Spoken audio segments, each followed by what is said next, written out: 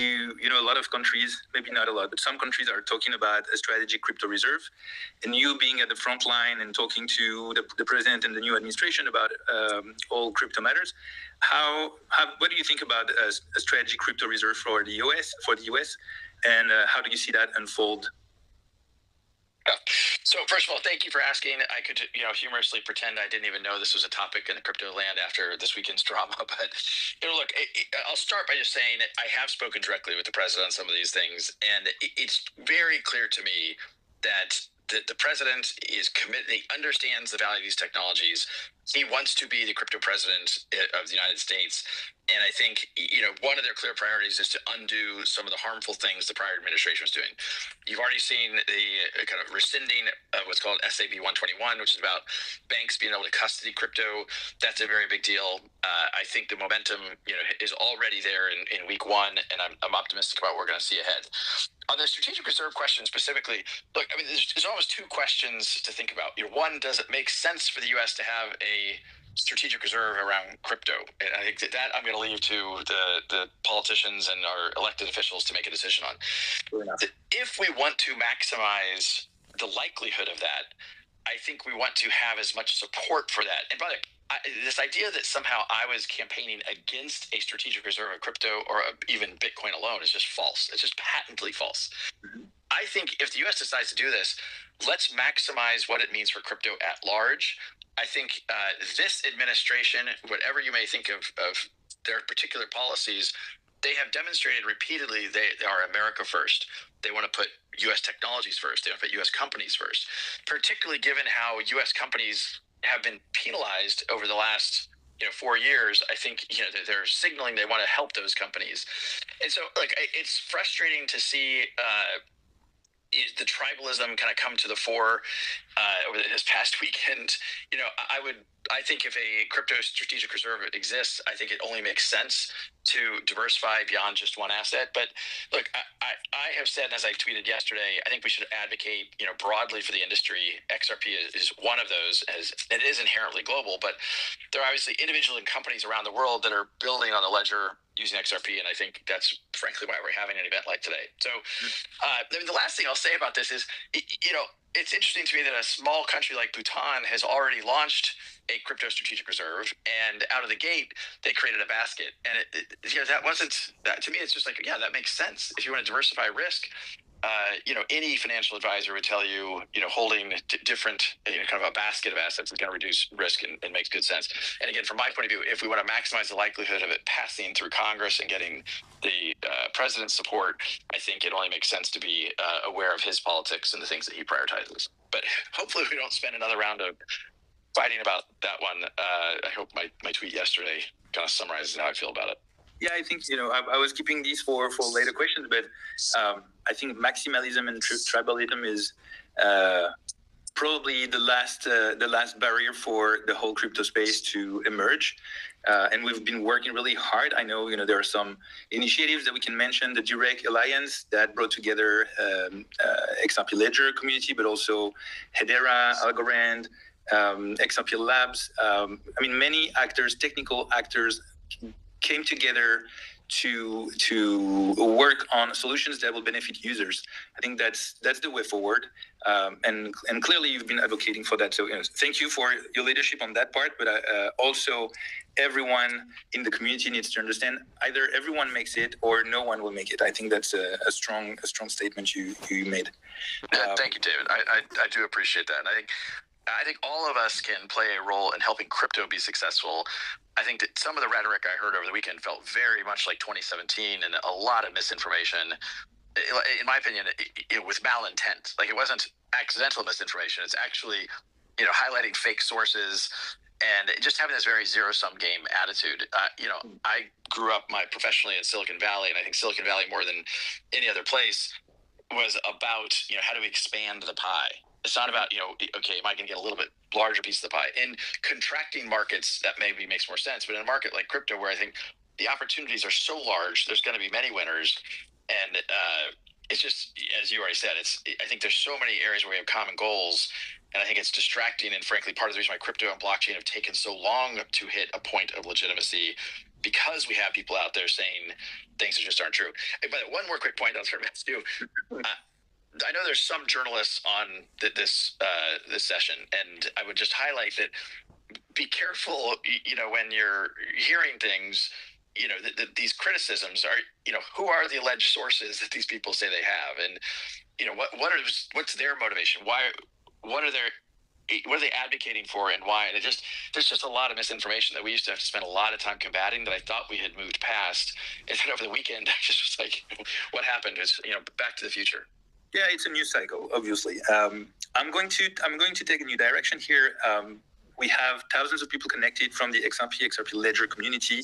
So maybe a few updates on what happened this year. We worked together with Ripple, XRP Commons, XRP Labs, and a user-based organization, the XAO to launch a new XRP Ledger Foundation.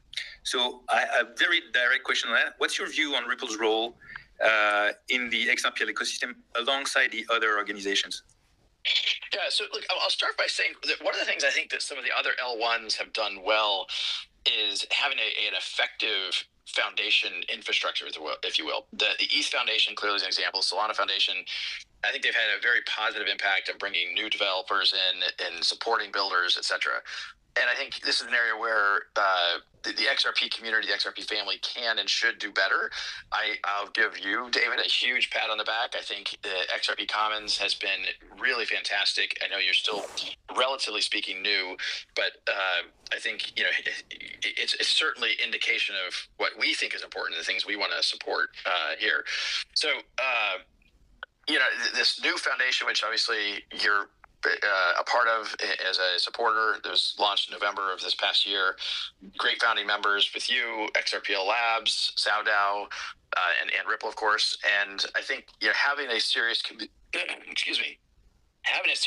from a group of folks across the board to support the community, the ecosystem, to improve transparency on funding, to improve transparency on governance, and just creating more opportunities for the community to be represented are all kind of part of that. I'll use the audience here to again send an invitation. I think everyone needs to understand what this new foundation is tailored for. Really, the mission is to future-proof the network, the protocol, but also to bring on new developers, support new use cases. And so the founding members are there just to create the conditions for the community to get together. And so either directly through the foundation or through the DAO, depending on who you are, what you want to contribute to, we're very welcoming. We really want to get the community together. And so I think everyone has a role to play. Ripple certainly has, but the other parties in the community already have a role to play. So, jump in and see how you can contribute to it. And in that part, I think there's a lot of innovation that this new foundation can foster, bringing new core developers. I think there's been a lot of conversations, and I wanted to address it here.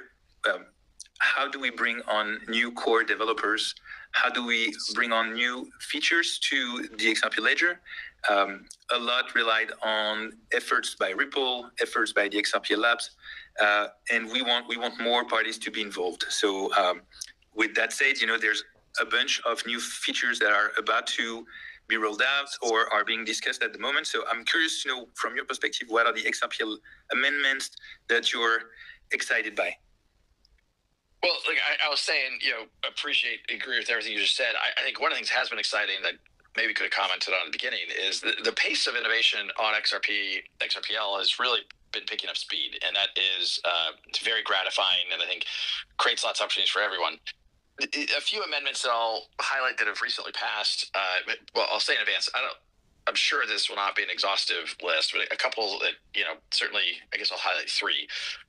Price oracles, which are particularly important for stablecoin usage, are super critical. And, Chainlink, many of you guys know, is providing oracle sources for RLUSD on ETH. Actually, some of you know, I recently met with the CEO of Chainlink, Sergey, in DC, and I think there's certainly more we can and will do with them in the future. Another amendment is the AMM clawback, which also passed for RLUSD use. I think David Schwartz has talked about this, but the AMM is only as powerful as the assets that are available on it. And if you don't have a high quality liquid US dollar stablecoin, you have to have that in terms of it's really key for trading. The last one, which is one that certainly has been talked about at length in the X sphere. A few months ago, the Ripple X engineering team announced its intent to propose a spec to enable native programmability on the XRP ledger. I'm super excited about the possibilities here. I know that the team released a blog post yesterday outlining some initial thoughts and vetting different VM or virtual machine options, and certainly encourage everyone to take a look there. Yeah, I haven't had time to read it, but I know Mayuka has been hard at work, so shout out to Mayuka and the team that is behind.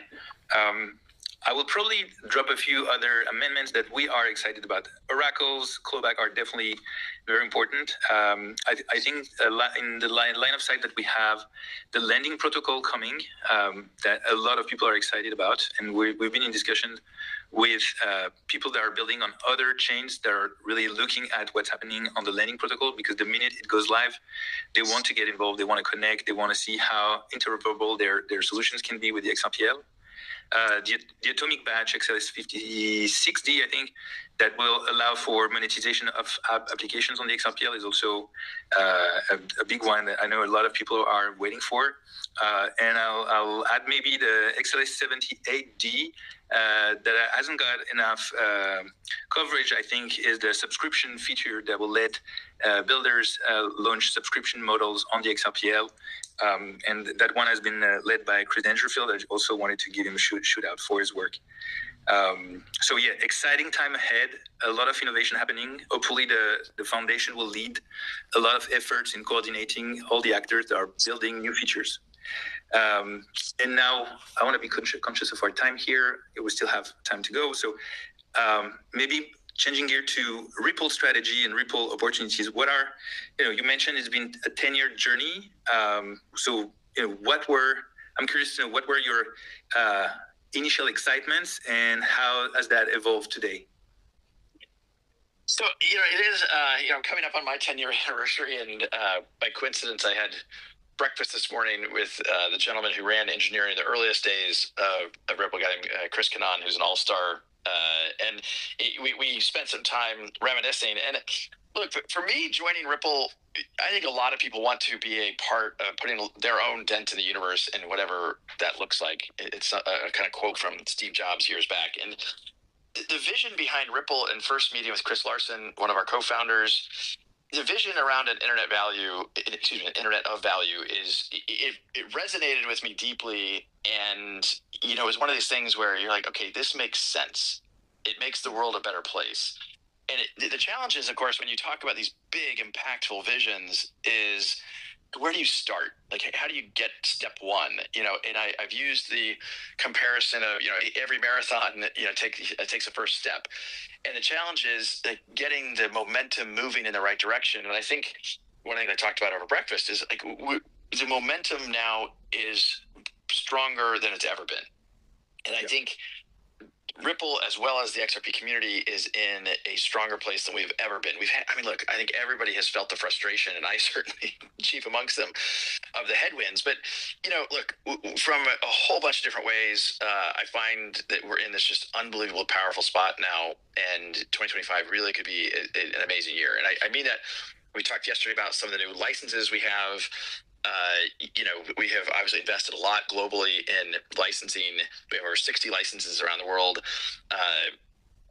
Also, we're very focused in 2025 on some of the real world asset tokenization. We announced Ripple and Ondo Finance are working together around tokenized US treasuries and bringing those to the XRP ledger. I just think that, again, back to my macro point, people are still underestimating how, when the largest economy in the world shifts from negative to positive, how that's going to change some of these things. And, through a little bit of luck, a little bit of skill, Ripple finds ourselves in a really good position in that regard. And I think that certainly is catalyzing and positive for the whole XRP community. Wow.